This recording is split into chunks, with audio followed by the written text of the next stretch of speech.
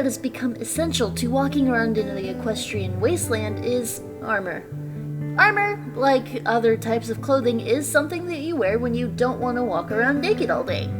Which is sad, because we used to be able to walk around naked all the time. It's more than just hiding your embarrassment, though. Armor is about wearing the right thing to protect you for the right situation, which is why you should think carefully about what kind of armor you want to wear depending on what you want to do or where you're going. The most common type of armor you'll see is leather armor. Now, while there is some artificial leather out there that was made before the war, most of what you'll come across is genuine leather. That means it comes from some kind of animal. Some of you may be horrified by that, and that is completely understandable. In most cases, though, the leather is some kind of monster that was attacking someone. Manticores, hydras, radgators, other giant monsters that are the most common type of leather you'll find stitched into armor. This is because all of those monsters are really big. So when does get killed somehow, they make a lot of leather. I've even heard of some ponies making leather out of dragon skin. But that is super rare because dragons are super rare and also super hard to kill. There are a lot of raiders and similar groups out there though, so it is worth noting that you may find leather that is made out of griffins, zebras, or ponies. The reason many choose to make armor out of leather is that it has a lot of benefits while being relatively light.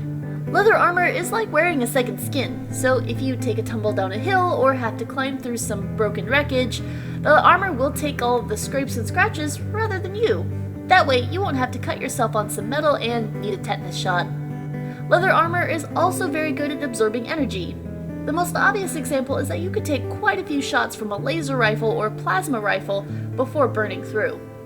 However, it's also very useful for fire. If someone shoots you with a flamethrower or you need to gallop through a place that is on fire, the leather armor will help you out a lot. That's one thing that sets it apart from things like wool, cotton, or synthetic fibers. They can all burn or melt very easily. In the case of synthetic fibers, it can actually melt onto your skin and make things worse. Leather will also protect you somewhat well against shrapnel from something that exploded or glancing blows from things like swords. It can't do much against a direct puncture though, like from a spear, knife, or bullet. If you're expecting to be shot at or stabbed or bitten by a monster with large teeth, you might want to consider metal armor instead. Metal armor is great at deflecting and stopping bullets, but it does come at the cost of being heavier. So hopefully you have a strong back if you want to run around wearing an inch of plate steel. Steel is the most common type of metal armor you'll find, because there's tons of it lying around.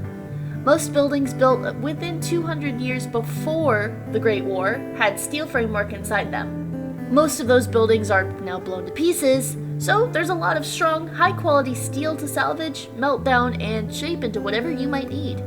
There are things like bronze and aluminum, which make for lighter metal armor, but are easier to tear through. On the opposite side of the spectrum, there are things like lead or titanium. Of course, the best kind of metal armor you could wear is power armor. Power armor is more than just steel plates weighing you down, it's basically a robot. More specifically, it's like a robotic outer shell that you can step inside, which will then close around you. They are very heavy though. Like, I tried picking up the steel ranger mare and barely got an inch off the ground before I gave up. Luckily, it doesn't matter because power armor can drive itself using a spark battery, so it won't feel heavy to the user at all. In fact, you'll be able to run almost as fast as normal with no extra effort. Power armor also have built-in battle saddles in case you're a fan of using really big guns.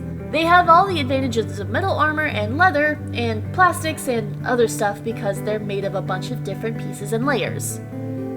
The drawback to them, however, is that they need a spark battery to work. So if your spark battery dies, you're not going to be moving that thing anyplace. So that's worth noting. Oh, and also they're super rare.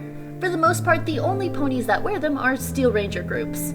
So if you really want a set of power armor, you probably have to join one of those groups if you can.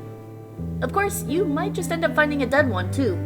Someone traded me a suit of power armor once when he was buying other goods and claimed that he found it on some dead buck that had been laying there for a long time. Like, there was nothing but bones inside.